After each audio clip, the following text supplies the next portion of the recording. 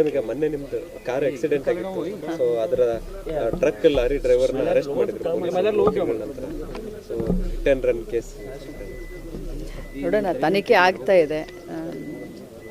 ನಾನು ನಿದ್ದೆಗನ್ನಲ್ಲಿದ್ದೆ, ಬಂದು ಅವರು ಹಾಯಿಸಿ ಹೋಗಿದ್ದಾರೆ. ಅದು ನೋಡೋಣ, ತನಿಖೆ ಆಗ್ತಾ ಇದೆ. ತನಿಖೆ ಆದಮೇಲೆ ಗೊತ್ತಾಗುತ್ತೆ. ಆಕ್ಸಿಡೆಂಟ್ ಅಂದರೆ ಆಕ್ಸಿಡೆಂಟು ಅಷ್ಟೇ.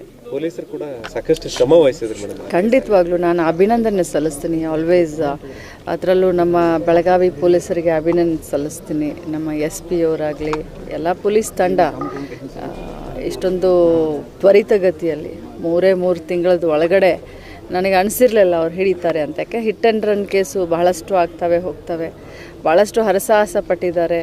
ಬಾಗೇವಾಡಿ ಟೋಲ್ ನಾಕಾದಲ್ಲಿ ಸುಮಾರು 50-60 ಗಾಡಿಗಳು, ಟ್ರಕ್ಕು, ಅದರಲ್ಲೂ ಕಲ್ಲರು, ಅದನ್ನು FSLಗೆ ಕಳಿಸಿ ತ್ವರಿತಗತಿಯಲ್ಲಿ ಅದನ್ನು ರಿಪೋರ್ಟ್ ತರಿಸ್ಕೊಂಡು ನಾನು ಅವರಿಗೆ ಧನ್ಯವಾದವನ್ನು ಕೂಡ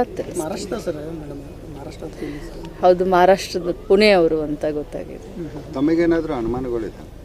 ನನಗೆ ಯಾವ ಅನುಮಾನಗಳೂ ಇಲ್ಲ ಮೇಡಮ್. ಈಗ ರಾಜ್ಯದಲ್ಲಿ ಜಾತಿ ಗಣತಿ ವಿಚಾರ ಸಾಕಷ್ಟು ಚರ್ಚೆ ಆಗ್ತಾ ಇದೆ, ಪರ ವಿರೋಧ ಕೂಡ ಇದೆ. ಅದ್ರ ಬಗ್ಗೆ ತಮ್ಮ ಅಭಿಪ್ರಾಯ? ನೋಡಿ, ಮೊನ್ನೆ ಕ್ಯಾಬಿನೆಟ್ನಲ್ಲಿ ಚರ್ಚೆ ಆಗಿದೆ. ಚರ್ಚೆ ಅರ್ಧ ಆಗಿದೆ, ಅಪೂರ್ಣ ಆಗಿದೆ. ಆ ಚರ್ಚೆ ಮುಂದುವರಿಯುತ್ತೆ. ಕ್ಯಾಬಿನೆಟ್ನಲ್ಲಿ ಚರ್ಚೆ ಆದಮೇಲೆ ಇದ್ರ ಬಗ್ಗೆ ರಿಯಾಕ್ಟ್ ಮಾಡ್ತೀವಿ. ಕ್ಯಾಬಿನೆಟ್ನಲ್ಲಿ ಕೂಡ ಸಾಕಷ್ಟು ಪರ ವಿರೋಧ ಕೂಡ ಬಂದವು.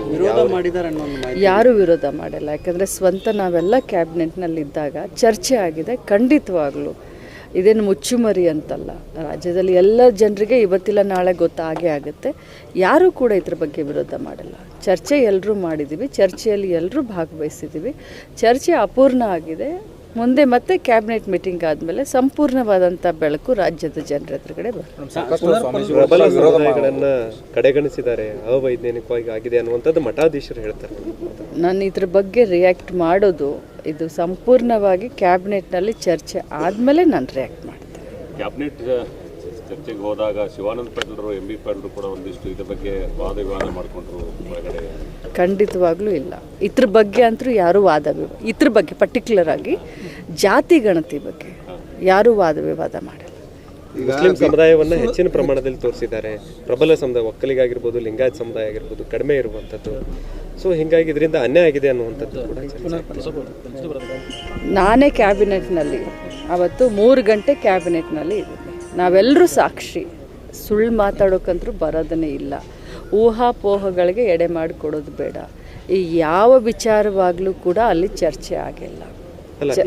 ಈ ಮುಸ್ಲಿಮರದ್ದಾಗಿರಲಿ ಅಥವಾ ಇನ್ನೊಂದಾಗಲಿ, ಎಲ್ಲ ವಿಚಾರಗಳನ್ನು ನಾವು ಬೇರೆ ಬೇರೆ ಬೇರೆ ಆ್ಯಂಗಲ್ನಲ್ಲಿ ಮಾಡಿದ್ವಿ. ಯಾವುದೇ ಸಮುದಾಯಕ್ಕೆ ಅನ್ಯಾಯ ಆಗಬಾರ್ದು, ಯಾವುದೇ ಸಮುದಾಯಕ್ಕೂ ಕೂಡ ತೊಂದರೆ ಆಗಬಾರ್ದು, ಪಕ್ಷಕ್ಕೆ ಹಾನಿಯಾಗಬಾರ್ದು, ಎಲ್ಲರಿಗೂ ಕೂಡ ನ್ಯಾಯ ಸಿಗಬೇಕು. ಇದು ಒಂದೇ ಸಮಗ್ರವಾದಂಥ ಆ್ಯಂಗಲ್ನಲ್ಲಿ ಚರ್ಚೆ ಆಗಿದೆ. ಎಲ್ಲರನ್ನೂ ಜೊತೆಯಲ್ಲಿ ಕರ್ಕೊಂಡು ಹೋಗಬೇಕು. ಮುಂದುಳಿದ ಸಮಾಜ ತೊಂದರೆ ಆಗಬಾರ್ದು, ಹಿಂದುಳಿದ ಸಮಾಜಕ್ಕೆ ನ್ಯಾಯ ದೊರಕಿಸ್ಕೊಡ್ಬೇಕು. ಇದು ಒಂದೇ ಕಾನ್ಸೆಪ್ಟ್. ಬಿಜೆಪಿ ಆರೋಪ ಏನಂದ್ರೆ ನೀವು ಸರ್ವೇನೇ ಆಗಿಲ್ಲ, ಸುಳ್ಳು ವರದಿಯನ್ನು ಇದನ್ನ ಮಾಡಿ. ಒಂದು ನಿಮಿಷ ಮಾತಾಡಲ್ಲ.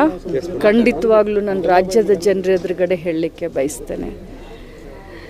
ಈ ಆಯೋಗದ ಅಧ್ಯಕ್ಷರನ್ನ, ಆಯೋಗದ ಸದಸ್ಯರನ್ನು, ಹಿಂದುಳಿದ ಆಯೋಗದ ಸ್ಪಷ್ಟವಾಗಿ ಹೇಳಲಿಕ್ಕೆ ಬಯಸ್ತೇನೆ ರಾಜ್ಯದ ಜನರಿಗೆ. ತಮ್ಮ ಮಾಧ್ಯಮದ ಮುಖಾಂತರ ಆಯೋಗದ ಸದಸ್ಯರನ್ನು ನೇಮಕ ಮಾಡಿದಂಥವರು 5 ವರ್ಷ ಸರ್ಕಾರ, 4 ವರ್ಷ ಕುಮಾರಸ್ವಾಮಿ ಅವರಿದ್ದರು, 1 ವರ್ಷ ಕುಮಾರಸ್ವಾಮಿ ಅವರಿದ್ದರು ಸಮ್ಮಿಶ್ರ ಸರ್ಕಾರದಲ್ಲಿ, 4 ವರ್ಷ ಯಡಿಯೂರಪ್ಪ ಮತ್ತು 2 ವರ್ಷ ಯಡಿಯೂರಪ್ಪ, 2 ವರ್ಷ ಬೊಮ್ಮಾಯಿ ಅವರಿದ್ದರು. ಸೊ ಅವ್ರದ್ದೇ ಸರ್ಕಾರ 4 ವರ್ಷ ಇತ್ತು. ಆಯೋಗದ ಅಧ್ಯಕ್ಷರನ್ನ ಜಯಪ್ರಕಾಶ್ ಹೆಗಡೆ ಅವರನ್ನು ಅಧ್ಯಕ್ಷ ಮಾಡಿರೋದು BJP ಸರ್ಕಾರ.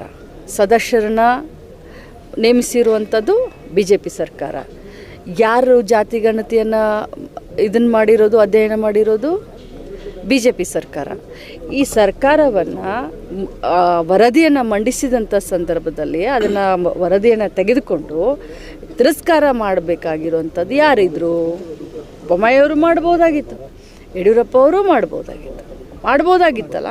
ಅಷ್ಟೊಂದು ಅವ್ರಿಗೆ ಇದ್ದಿದ್ದರೆ ಅವ್ರಿಗೆ ಅದನ್ನು ಏನೂ ಮಾಡಲಿಲ್ಲ. ಈಗ ಬರೀ ಅದು ಅವೈಜ್ಞಾನಿಕ ಒಪ್ಕೊಳ್ಳೋಣ. ಅದು ಏನಾದರೂ ಅದರಲ್ಲಿ ಲೋಪದೋಷ, ನಾನು ಕೂಡ ಮಾತಾಡಿದ್ದೀನಿ, ತಾವು ನನ್ನ ಸ್ಟೇಟ್ಮೆಂಟ್ ಕೂಡ ನೋಡಿದ್ದೀರ. ಸೊ ಅದನ್ನು ಮೊದಲು ಕ್ಯಾಬಿನೆಟ್ನಲ್ಲಿ ನೋಡೋಣ, ಚರ್ಚೆ ಮಾಡೋಣ. ದೊಡ್ಡ ಸಮಾಜಗಳಿಗೆ ತೊಂದರೆ ಆಗಬಾರ್ದು, ಸಣ್ಣ ಸಮಾಜಗಳಿಗೆ ಅನ್ಯಾಯ ಆಗಬಾರ್ದು. ಸಿದ್ದರಾಮಯ್ಯನವರ ಮುಖ್ಯ ಉದ್ದೇಶ. ಪ್ರಮುಖವಾಗಿ ಅಂದ್ರೆ ವೀರಶೈವ ಲಿಂಗಾಯತ ಸೆಪರೇಟು, ಲಿಂಗಾಯತ ಸೆಪರೇಟು ಮಾಡಿದ್ದಕ್ಕೆ ವಿರೋಧ ವ್ಯಕ್ತಾಗ್ತದೆ. ಎರಡೂ ಸೇರಿಸಿದ್ರೆ ಹೆಚ್ಚಿನ ಸಂಖ್ಯೆ ಕಾಣಿಸ್ತಾ ಇತ್ತು. ಆದರೆ ಇವರು ಡಿವೈಡ್ ಮಾಡಿದ್ದಾರೆ. ಕೆಲವೊಂದಿಷ್ಟು ಕಾಂಗ್ರೆಸ್ ಶಾಸಕರು ವಿರೋಧ ವ್ಯಕ್ತಪಡಿಸ್ತಾ ಇದ್ದಾರೆ. ಚನ್ನಗಿರಿ ಶಾಸಕರಾದಂಥ ಶಿವಮೊಗ್ಗ ಬಸವರಾಜ್ ಅವರು ಸಹ ಅವರೇ ತಮ್ಮ ಕ್ಷೇತ್ರದಲ್ಲಿ ಮರು ಸಮೀಕ್ಷೆ ಮಾಡಕ್ಕೆ ಮುಂದಾಗಿದ್ದಾರೆ. ಸಾದರ ಲಿಂಗಾಯತರು ಎಷ್ಟಿದ್ದಾರೆ ಅಂತೇಳಿ. ಸೊ ಏನು ಹೇಳಕ್ಕೆ ಬಯಸ್ತೀರಿ? ಸಿದ್ದರಾಮಯ್ಯ ಸಾಹೇಬರು ಬರ್ತಾ ಇದ್ದಾರೆ, ಈ ಪ್ರಶ್ನೆನ ತಾವು ಅವರಿಗೆ ಕೇಳಿ. ಜನಿವಾರ ತೆಗೆಸಿದ್ರು ಅನ್ನುವಂಥದ್ದು ದೊಡ್ಡ ಮಟ್ಟದಲ್ಲಿ ಚರ್ಚೆ ಆಗ್ತದೆ. ನನಗೆ ಅದ್ರ ಬಗ್ಗೆ ಗೊತ್ತಿಲ್ಲ. ಆ ರೀತಿ ಮಾಡಿದ್ರೆ ಅದು ತಪ್ಪು. ಆ ರೀತಿ ಮಾಡಿದ್ರೆ ಖಂಡಿತ ತಪ್ಪು, ಎರಡನೇ ಪ್ರಕರಣ ಬೆಳಕಿಗೆ ಬಂತು. ಖಂಡಿತವಾಗ್ಲೂ ತಪ್ಪು. ಈ ಮಾದಾಯಿ ಹೋರಾಟಗಾರರಿಗೆ ನೋಟಿಸ್ ಕೊಡೋ ಕೆಲಸ ರಾಜ್ಯ ಸರ್ಕಾರ ನನಗೆ ಅದ್ರ ಬಗ್ಗೆನೂ ಗೊತ್ತಿಲ್ಲ, ತಿಳ್ಕೊಂಡು ಮಾತಾಡ್ತೀನಿ. Thank you.